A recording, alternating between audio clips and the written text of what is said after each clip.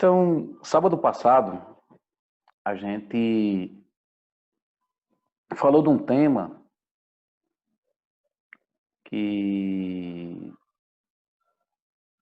é o mais importante de todos esses que a gente vem falando até agora, que é a questão de onde você habita. Onde é que você mora? E a gente trabalhou um pouquinho sobre a atenção plena, sobre como viver no aqui e no agora, que é a base de tudo para a gente poder entender e principalmente praticar aquilo que a gente estuda. É muito perigoso, é muito negativo quando a gente fica apenas no campo do estudo.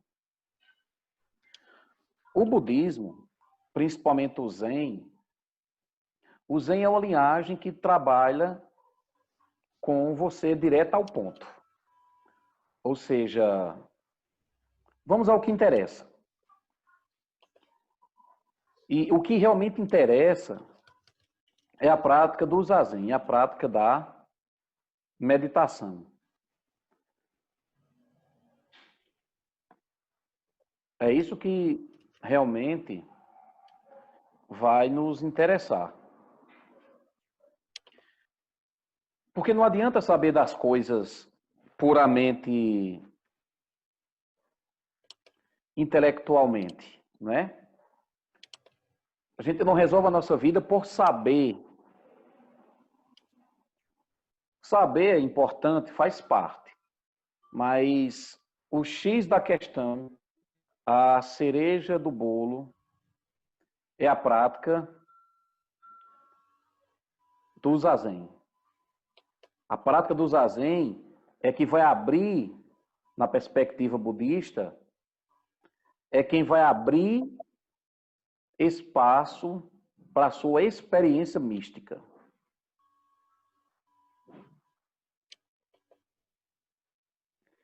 E só para você ter uma noção do quanto aquele tema é importante, no Dhammapada, o Dhammapada é um sutra budista, é um ensinamento budista, talvez um dos mais conhecidos, se não o mais conhecido, juntamente com o Sutra do Coração. No Dhammapada, o Buda diz: mais vale viver um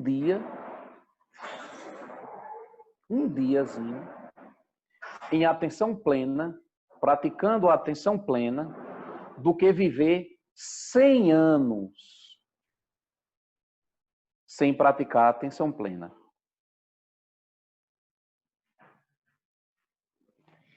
Para você ver o quanto isso é valorizado pelo Dharma, pelo budismo. A questão de onde você habita, a questão de onde você mora, a questão de você valorizar os seus pensamentos, suas emoções, de você valorizar o seu momento presente.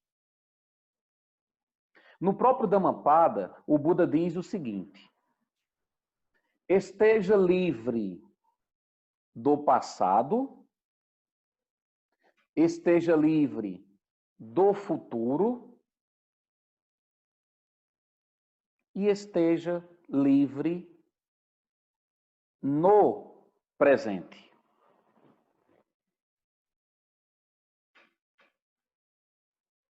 Passe para outra margem com uma mente inteiramente livre, deixando para trás todas as coisas condicionadas, e não cairás jamais em nascimento e morte. Olha só o que o Buda está dizendo. O Buda está dizendo: ei, abençoado. Acho que o Buda não falava nessa linguagem, não, mas traduzindo o que o Buda quis dizer foi isso: ei, abençoado. Viva no aqui e no agora, viva no presente, deixa o passado, deixa o futuro e habita o aqui e o agora. É justamente a partir daí que começa a ficar interessante a gente analisar a renúncia. Eu até pensei em renunciar algumas vezes esse tema da renúncia por várias razões. A primeira razão é que algumas pessoas podem achar esse tema, sei lá, chato. Algumas pessoas podem achar esse tema antiquado, ou aqueles mais revolucionários, e aí eu estou com eles, eles podem achar que esse tema é muito perigoso. É muito perigoso. Perigoso para quem? Perigoso para quê? Perigoso para uma estrutura que nós já estamos acostumados com ela. Perigoso principalmente para as coisas que nos prejudicam.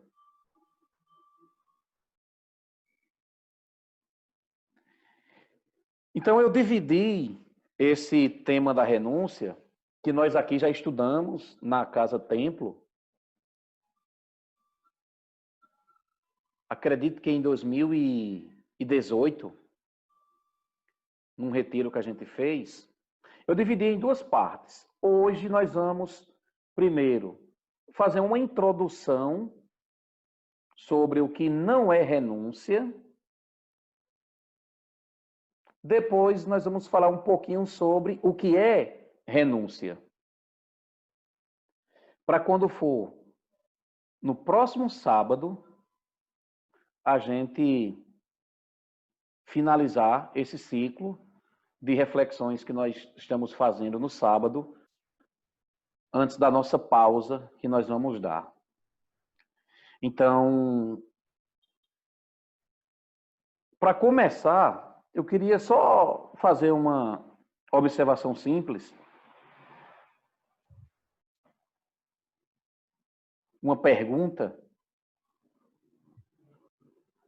que é: tu sabe que tu vai morrer, não sabe?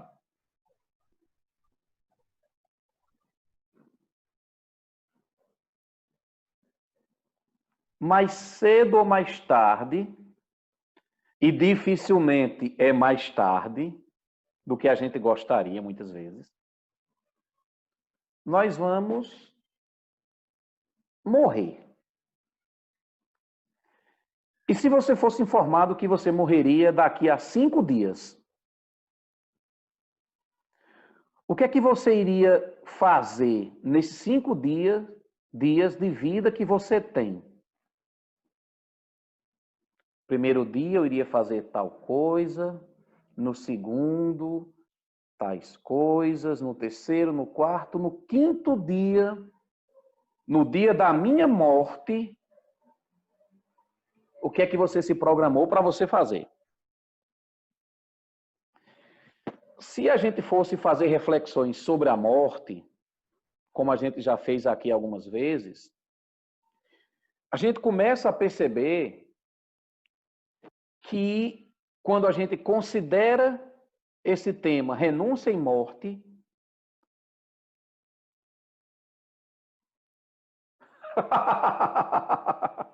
já estão renunciando aí, viu? A internet não está facilitando muito, não. Então, quando a gente associa, a gente analisa o tema de renúncia e morte, a gente começa a perceber que se a gente tivesse realmente apenas 5 dias de vida, nós faríamos mudanças significativas.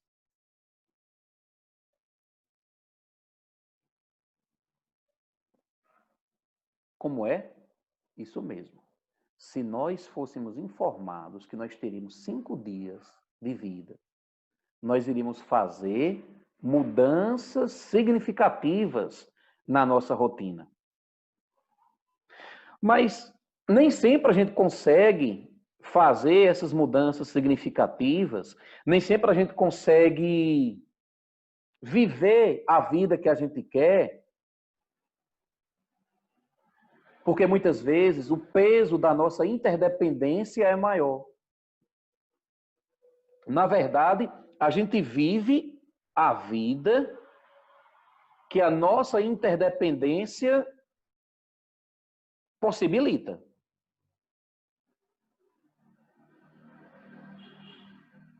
E essa interdependência ela foi criada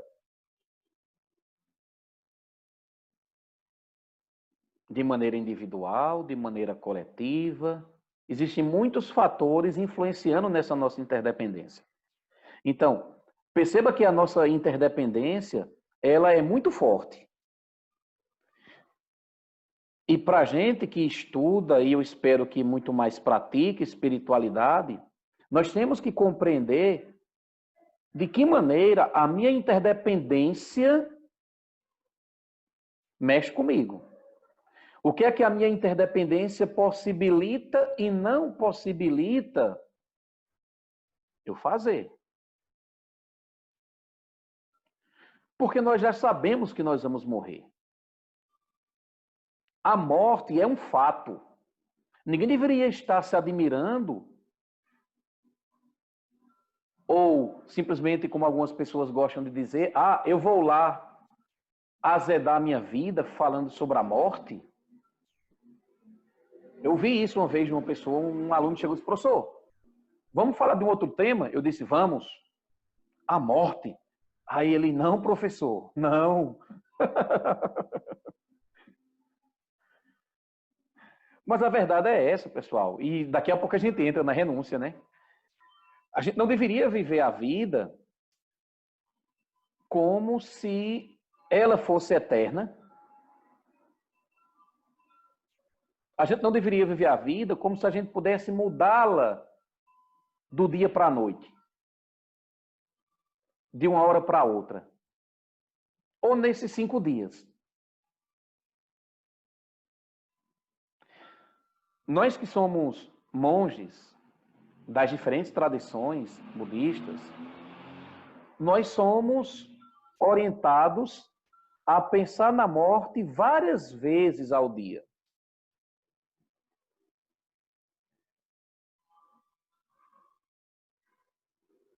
E eu aprendi, eu vi claramente, não no nível intelectual, porque no nível intelectual nós sabemos que nós vamos morrer.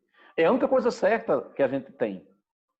Mas quando a gente reflete realmente sobre a morte, a gente começa a perceber no nível além do grosseiro, no nível além do intelectual, que realmente a morte existe e que com a morte nós seremos obrigados a renunciar.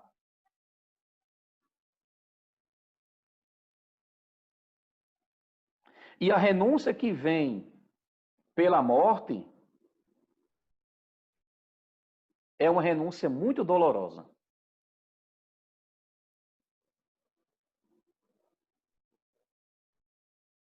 Então, é mais saudável que a gente compreenda e pratique a renúncia ao longo da nossa vida. É menos doloroso, é mais inteligente. Porque aquela renúncia que vem pela morte, como eu disse há pouco, é a renúncia dolorosa.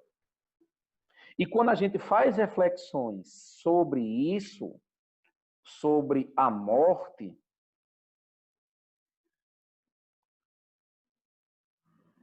ela fica menos poderosa sobre nós.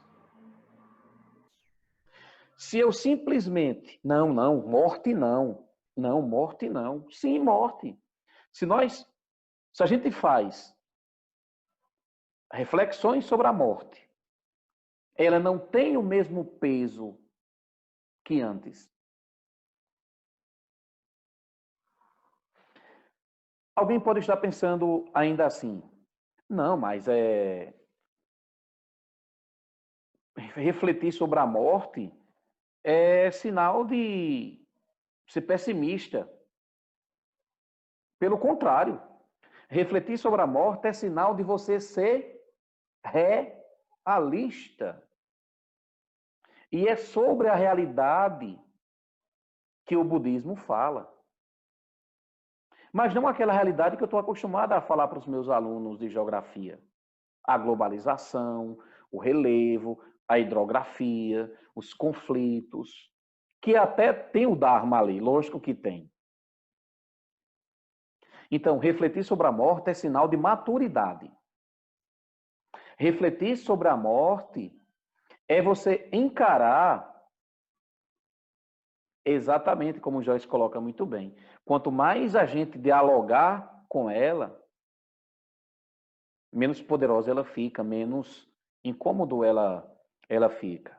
Então, quando a gente reflete sobre a renúncia, sobre a morte, nós estamos encarando a questão fundamental da nossa vida.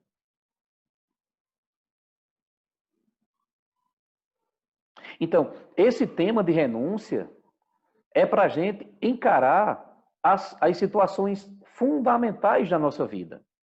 Porque, além de ser um sinal de responsabilidade com você e com seus familiares, porque os familiares nós deveríamos conversar mais sobre a morte. E nessas reflexões, a gente sente que quem dá sentido à vida é a morte.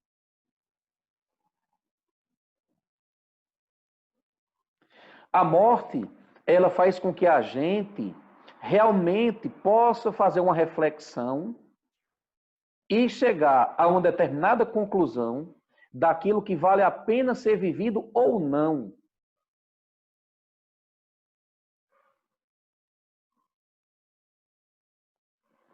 Uma questão interessante que acho que foi Jaqueline que colocou, esse momento que nós estamos vivendo, esse período que nós estamos vivendo, nós deveríamos encará-lo como sendo um tempo perdido, como a gente escuta, ou como um momento de renúncia.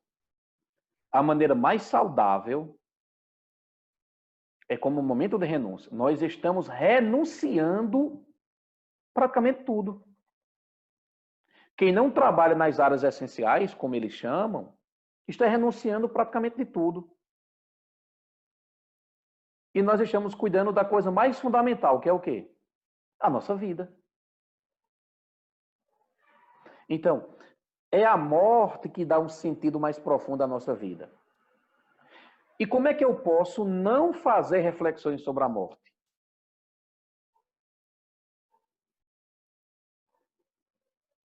Nossa, como é gostoso assim, sabe? Aí você se acorda, aí você diz, opa, o corpinho está aqui. A mente está lá, o corpinho também. Aí você, hoje pode ser meu último dia de vida. Como eu vou vivê-lo? O que vale a pena viver nesse dia, que pode ser o último? Pode ser até as últimas horas. Poucas horas. Mas como é que eu vivencio?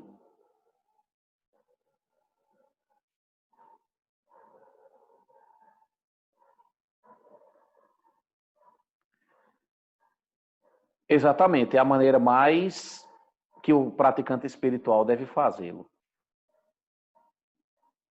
Exatamente, Jaqueline.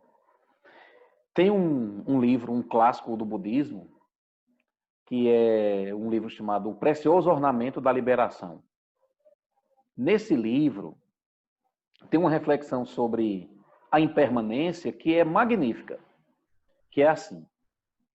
Desde o ano passado, um ano já passou. Desde outro dia, um mês. Desde ontem, um dia. E minha vida reduziu-se como num piscar de olhos. Um instante acaba de passar. E minha vida perdeu mais um instante. A vida não para de decrescer. Dia e noite, ela só diminui. E nada nunca vai aumentá-la. Então, como eu poderia não morrer?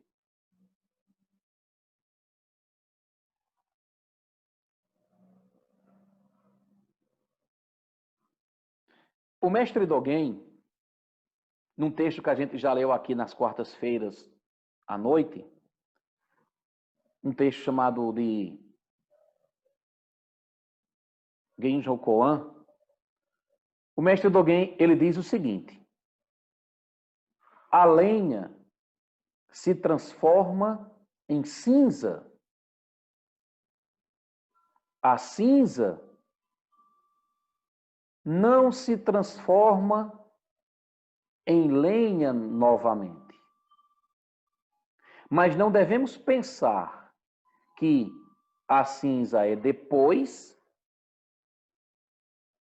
e que a lenha é antes.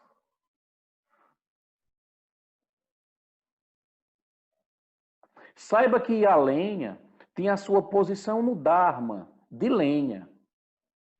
Sendo lenha, tem passado e seu futuro.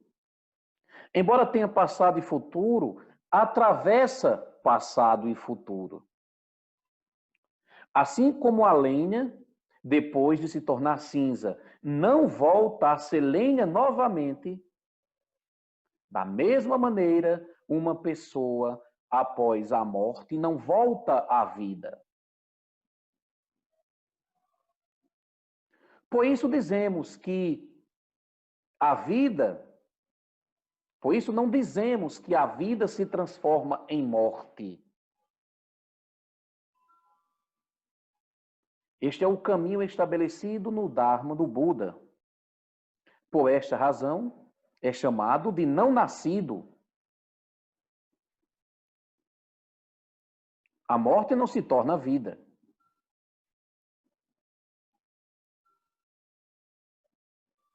A vida tem um período em si mesmo. A morte tem um período em si mesma. Do mesmo jeito que não dizemos que a primavera se transformou em verão.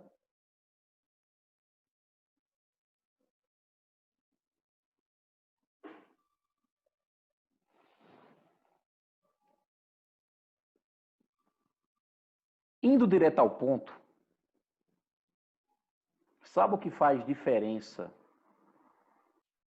na hora da nossa morte? O que faz diferença são as nossas tendências, são nosso estado mental, nosso estado emocional. Porque com a morte, nós deixamos muitas coisas, mas a gente leva as tendências. E quais são as tendências que você tem construído? Quais são as tendências que você tem alimentado? Porque o livro do Sutra não vai comigo. A mandala não vai comigo. O Buda não vai comigo. Agora, as minhas tendências ultrapassam tempo e espaço. Para onde eu for, eu levo essas tendências. Então, estamos chegando finalmente na renúncia.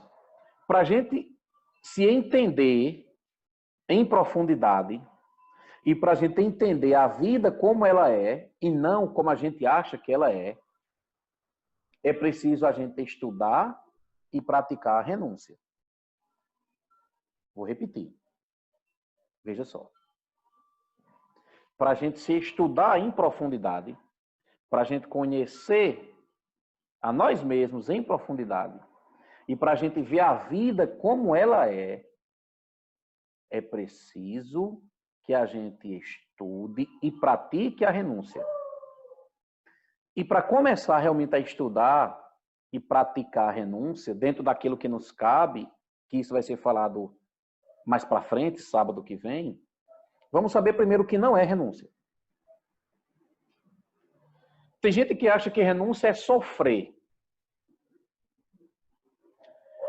Outros acham que renúncia é abrir mão de coisas que nos fazem bem. Ainda tem aqueles que acham que renúncia é você abandonar tudo e viver sem nada. Resumindo, de maneira geral, o nosso conceito de renúncia lembra declínio. E renúncia não tem nada a ver com declínio. Renúncia não tem nada a ver com desinteresse. Sabe aquela história, nada presta? Aí eu estou renunciando, isso não presta. Isso também não presta. Isso não presta, nada presta. Então, renúncia não tem nada a ver com viver a vida sem brilho. Pelo contrário, quando a gente analisa a renúncia, a gente vai ver o brilho das coisas de uma outra forma. Exatamente. E muito menos com fraqueza. Então, a renúncia não tem nada a ver com fuga, sabe? Eu vou fugir. Não dá mais, eu não posso, é pecado. Renúncia não tem nada a ver com essas coisas. Renúncia não tem nada a ver com ficar atormentado. Renúncia também não é indiferença. Eu me lembro que quando a gente estudou esse tema aqui num retiro, que eu estava dizendo que foi em 2018, exatamente, é um possuir sem possuir, Paulo Santos. Alguém chegou e disse, pelo que o senhor está dizendo, renúncia é indiferença. Não. Indiferença, esse tanto faz e fica se lambendo, tá entendendo? A indiferença é isso. Tanto faz, mas aí, ó, tá com água na boca para comer aquele pedaço de torta. Renúncia, indiferença, significa que você não sabe se relacionar com as coisas. E o que a gente vai falar aqui não é pedir para a gente ser indiferente com as coisas.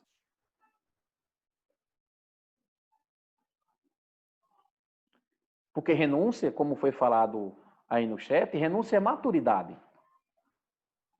Renúncia, na verdade, chegando agora mais perto do que seja, renúncia significa você simplificar.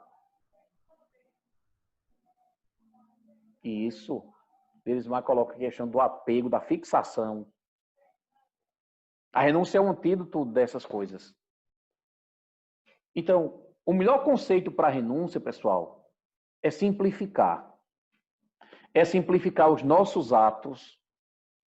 Renúncia é simplificar os nossos pensamentos. Simplificar a nossa fala. A renúncia é diminuir as palavras inúteis que saem da nossa boca.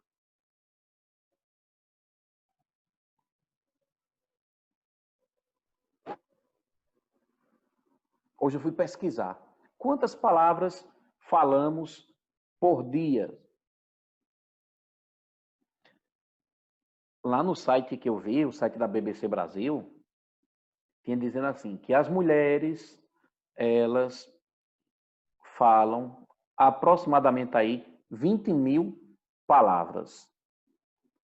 Os homens falam em torno aí de 7.000 palavras.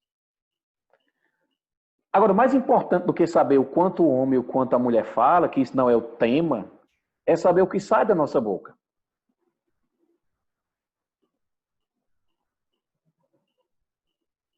Então, renunciar àquilo que é de inútil e destruidor que sai da nossa boca.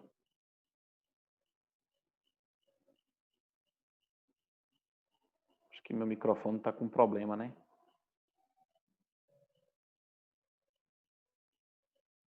Deu certo agora?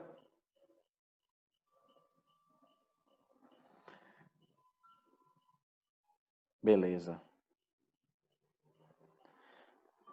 Então, renúncia também significa, pessoal, que a gente não vai ficar agindo o tempo todo. Beleza, Joelma. Então, renúncia significa que a gente não vai ficar agindo o tempo todo. Na renúncia, a gente vai dar tempo ao tempo. Na renúncia, a gente vai deixar as coisas se ajustarem.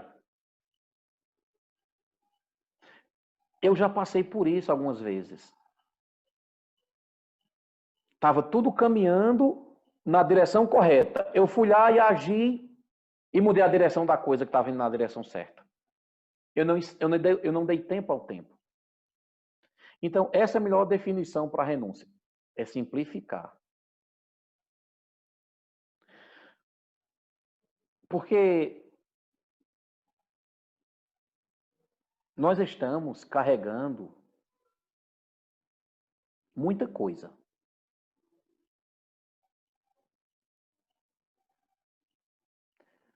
Nós estamos carregando muitas coisas e muitas dessas coisas que nós carregamos impede, dificulta da gente ver a realidade como ela é. Nós estamos carregando uma identidade cristalizada de, por exemplo, eu sou o monge José. Eu sou o pai, o professor, o trabalhador. Exatamente. Se você tem algo em sua mente, você carrega peso demais. Então, e o que é interessante é que a gente carrega essa identidade cristalizada, cheia de coisas que nos impede de ver a realidade como ela é, e nós muitas vezes não queremos nos desfazer de certos papéis. Nós não queremos sair do papel de pai, de mãe, de tio, de tia, de trabalhador, de trabalhadora, de filho, seja do que for.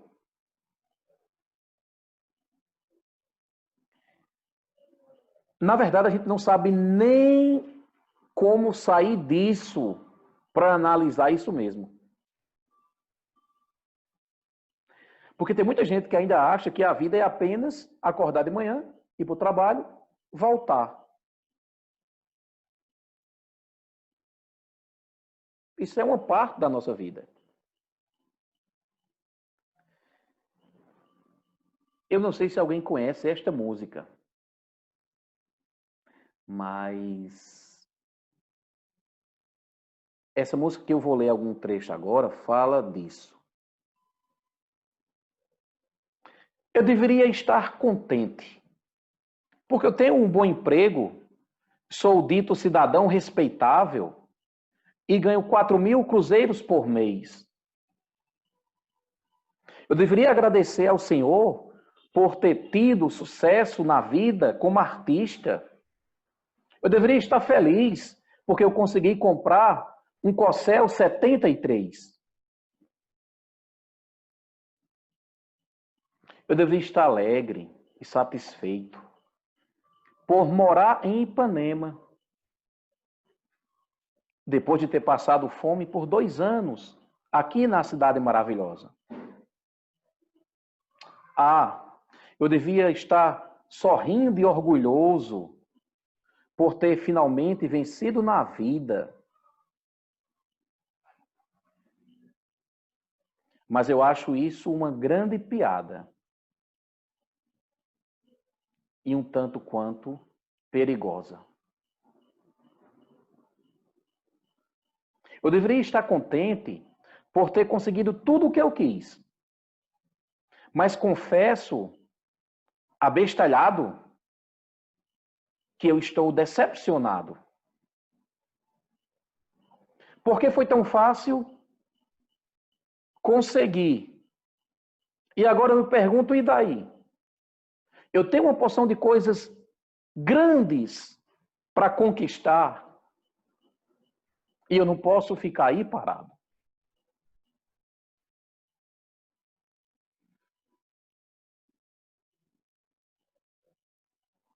Eu acho que vocês já descobriram de quem é, não é? Já rolou aí um salve Raul. A música é Ouro de Tolo. Eu estava conversando aqui em casa com com minha esposa e ela disse essa semana, é muito pouco para um ser humano conquistar. Isso é muito pouco, pessoal.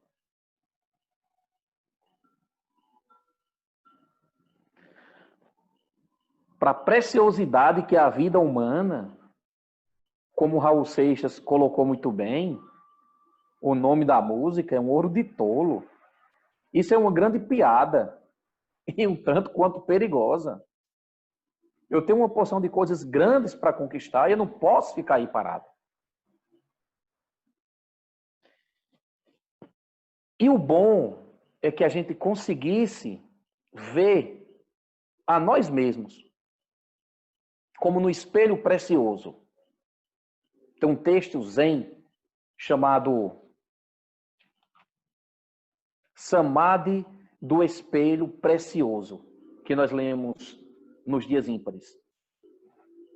Você não é ele, mas ele é tudo de você. Isso mesmo.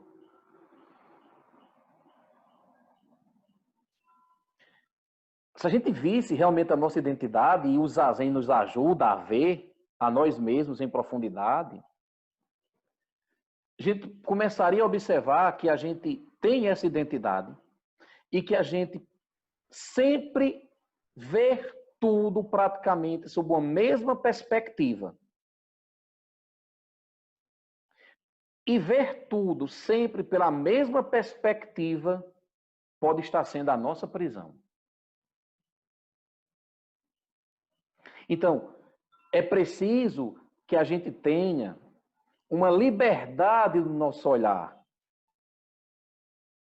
É preciso que a gente tenha uma liberdade no nosso sentir a vida, os relacionamentos. Então, nas reflexões sobre a renúncia, nós falamos sobre isso. Porque qual é o objetivo do renunciante? Aquele que renuncia da maneira correta. É chegar num ponto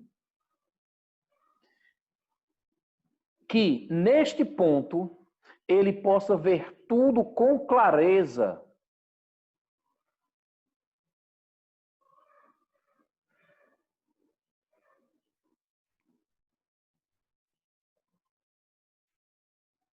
Na renúncia, pessoal, ninguém rejeita nada. Na renúncia, a gente simplifica tudo.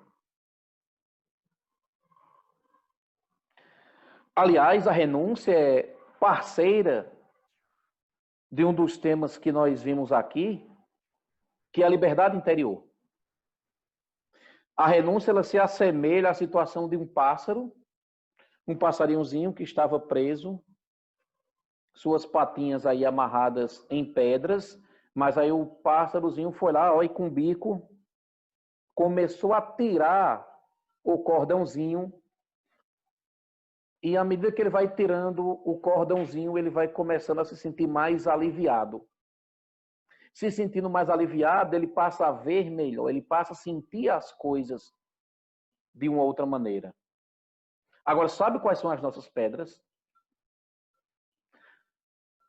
As nossas pedras, elas são, principalmente, a ignorância, que é o não saber, é o não compreender as coisas como elas são, e as emoções aflitivas, como orgulho, como inveja, ciúme, como desejo e apego, como a insatisfatoriedade.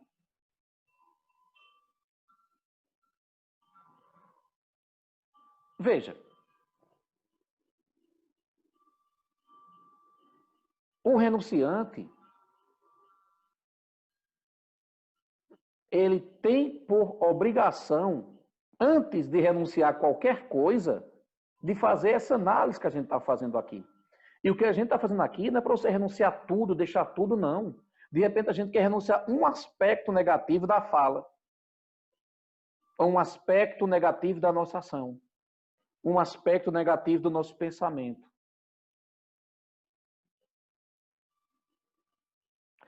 Porque é a ignorância e essas emoções aflitivas que não permitem a gente ir para frente.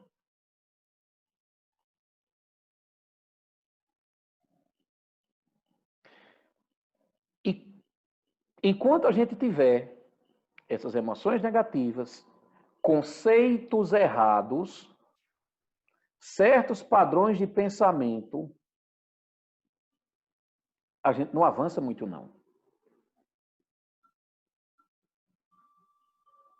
Por isso que eu falei que o zazen é a parte importante, porque no zazen a gente começa a perceber como é que a nossa mente opera, como é que são os ciclos emocionais que nós temos.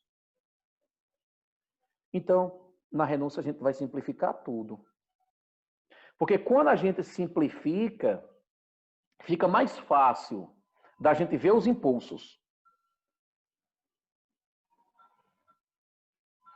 Fica mais fácil da gente perceber quais são os impulsos que me levam para a preguiça. Eu me lembro que teve um tempo aqui, que eu chegava do trabalho assim, chegava não, né? Quer dizer, chegava, porque agora no novo normal não chego mais, já estou. E eu chegava por volta de 1h da tarde, 6 aulas, aí eu olhava assim, estava uma super rede, uma casa silenciosa. Eu disse, nossa, é muita tentação.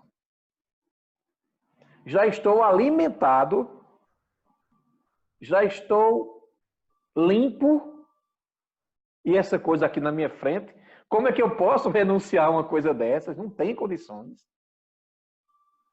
Aí eu comecei a negociar com a rede, sabe? Eu vou lhe usar, mas vou lhe usar só um pouquinho, rede. Eu vou ficar assim pelo menos 1 hora. No início eu não consegui, não. No início eu dormi assim 2 horas, 3 horas. Aí eu disse, não, mas espera aí. Eu deveria estar estudando, eu deveria estar praticando.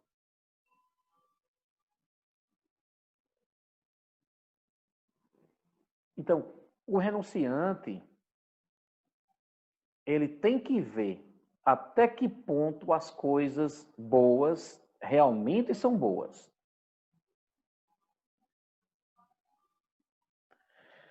Pessoal, é importante a gente chegar nesse ponto que a gente consiga ver as coisas. É importante a gente perceber que são os nossos impulsos e as nossas ilusões que nos fazem preferir coisas que são banais, coisas que são triviais, mesmo sabendo o que realmente importa na vida.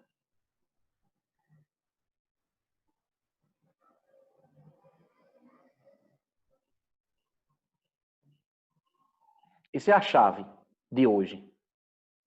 São os nossos impulsos, as nossas ilusões que nos fazem preferir as coisas banais, mesmo sabendo o que realmente importa na nossa vida. Por isso que a gente renuncia. Porque quando a gente renuncia, as coisas, elas passam a ficar mais simples, e na simplicidade das coisas, eu passo a ver as coisas como elas são, como eu estou operando. Então, são esses impulsos, essas ilusões que dificultam a nossa vida. Os impulsos kármicos. Esse modo de operar. Então, assim, quando a gente renuncia, quando a gente simplifica, a gente passa a ter um pouco mais de quê? De liberdade interior. Liberdade interior quer dizer que você não vai mais seguir aos seus caprichos internos. Liberdade interior significa dizer que você vai ficar menos refém. Liberdade interior significa dizer que você vai estar no ponto para ver de maneira menos condicionada. Deixa eu dar alguns exemplos disso.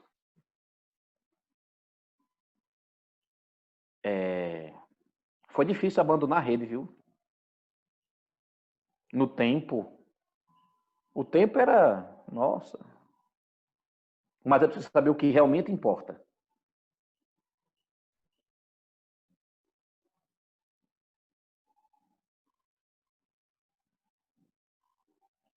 Eu me lembro que uma vez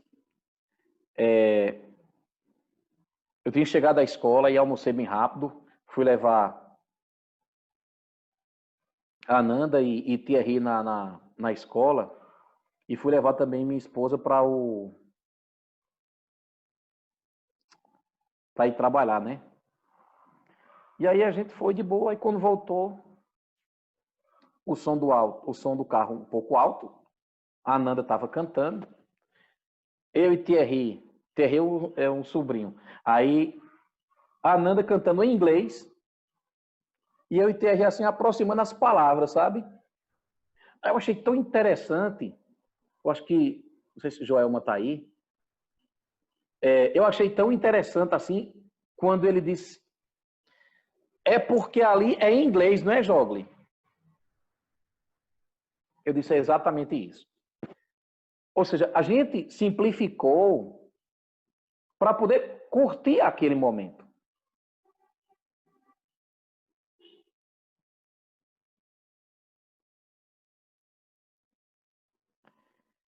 Então, quando a gente simplifica,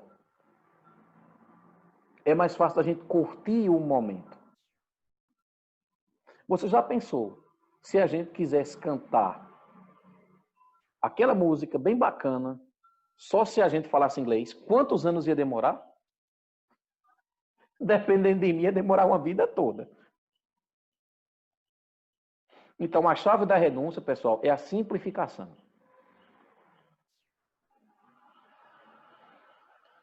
Só que tem muita coisa aqui por trás dessa simplicidade que a gente precisa chegar. E o que é que tem por trás dessa coisa? É aquilo que nos ensinaram a valorizar na vida, que nós já conversamos um pouco sobre isso aqui, na palestra de normose, a doença da normalidade. O que é que nos ensinaram a valorizar? O estudo, que é uma coisa importante, a religião, o trabalho, o dinheiro, a diversão, o entretenimento, sabedoria e paz. Sabedoria e paz também. Agora, será que nos ensinaram a adquirir sabedoria e paz na mesma intensidade que nos ensinaram a conquistar coisas materiais? Será que nos ensinaram a desenvolver nossas qualidades internas, como paciência, lucidez, não apego, na mesma intensidade que nos ensinaram outras coisas?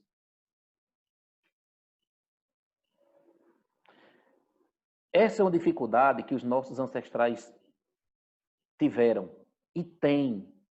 Os nossos ancestrais, eles tinham uma dificuldade incrível de falar sobre o mundo interno deles, sobre os sentimentos deles, sobre os sentimentos das outras pessoas.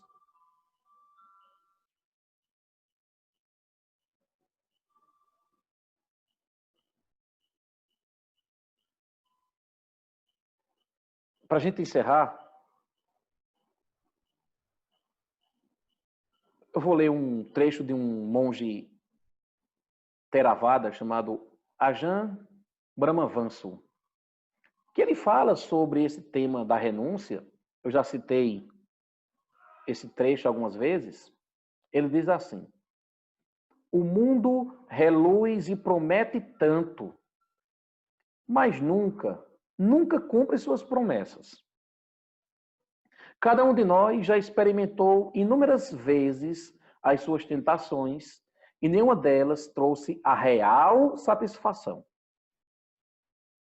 A verdadeira satisfação, a plenitude da paz, sem faltar nada, a completa tranquilidade desprovida de cobiça, não pode ser satisfeita no mundo, pelas coisas no mundo. Não estou dizendo que as coisas do mundo são ruins. Não.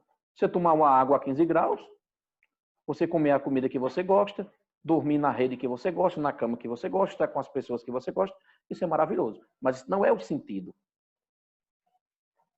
E ele diz assim ainda.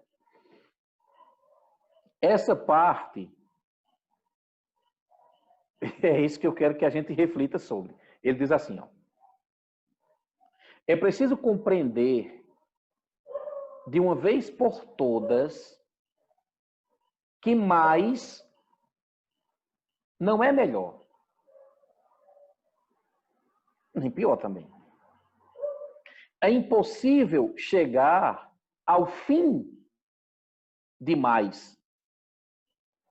Sempre há algo que está mais além.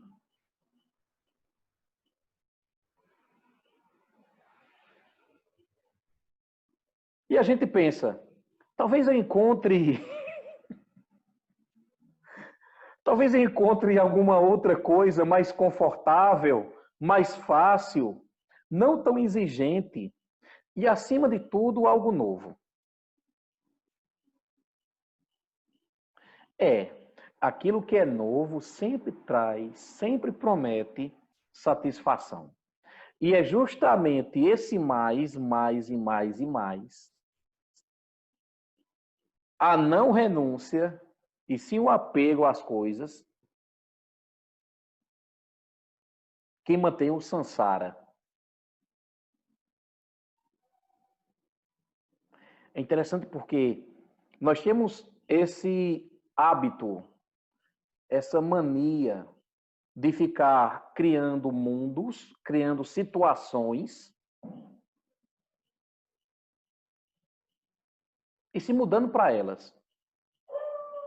Não tá legal aqui, eu crio uma outra situação e eu me mudo para ela. Pessoal, tem uma coisa que a gente recita, na verdade é um trecho do Sutra do Coração que a gente recita, que traduzindo para o português é assim: indo, indo, indo, tendo chegado, permanecemos indo. Pessoal, a gente chega num ponto. Daquele ponto, a gente vê novas coisas.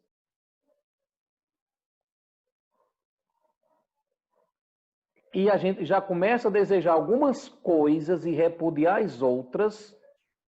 E a gente vai para aquele galho. E daquele galho a gente vê outras coisas.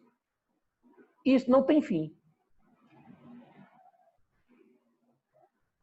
Veja, quando alguma etapa da nossa vida acaba, na maioria das vezes, quando alguma etapa da nossa vida acaba, a gente não diz assim, ufa, ainda bem que passou.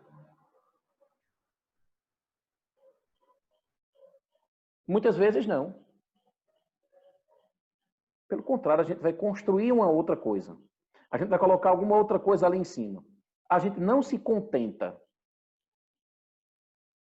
Exatamente. A insatisfatoriedade, a primeira das nobres verdades do Buda, que é traduzida como sofrimento. Então, é incrível que a gente tem, e eu estou dizendo a gente, eu me incluo nesse processo que eu estou falando aqui, eu não estou me ausentando de nada. É incrível como a gente tem essa predisposição de acreditar que o mundo, que os objetos, em algum ponto, vão nos trazer uma real felicidade. Sabe o que é que põe fim a esse ciclo de busca constante que nós temos? É o que o Buda traz no Sutra, no Parinirvana Sutra.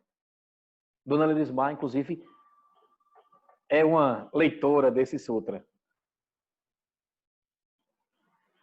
E é lindo porque nele o Buda fala de vários temas de maneira simples, objetiva e direta. Parinirvana Sutra. Tem um trecho que o Buda fala sobre o contentamento. Quem não conhece, deixa eu pegar do começo. O estado de contentamento é a condição de prosperidade e bem-estar. A pessoa contente fica feliz mesmo quando tem apenas a terra para se deitar sobre ela. A pessoa que não se contenta está insatisfeita, mesmo em palácios celestiais. Quem não conhece o contentamento é pobre, apesar de todas as riquezas que possa ter. Alguém que é contente é rico, não importando quão pobre possa ser. Quem não conhece o contentamento é sempre arrastado por desejos e deve ser apiedado por quem é contente. Esta é a prática do contentamento. É justamente o contentamento que vai começar a fazer com que a gente simplifique as coisas.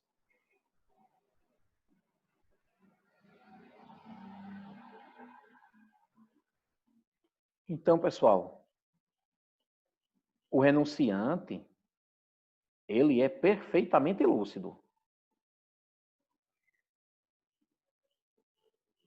É louco, deixou tudo. Pode não ser. O renunciante, ele dedicou tempo necessário para olhar para dentro dele, para olhar para fora dele, para ver o que acontece ao seu redor. E como seu estado mental e emocional constrói isso. Então, o renunciante, ele não está fugindo do mundo, não. O renunciante, ele não foge do mundo porque acha que o mundo é uma coisa perigosa. Não é o mundo que é uma coisa perigosa. O renunciante, ele não foge do mundo porque acha que é incapaz de controlar o mundo. Eu vou me embora porque eu não consigo controlar tudo. Pelo contrário. O renunciante, ele é perfeitamente lúcido. Ele olhou, ele enxergou, ele estudou, ele analisou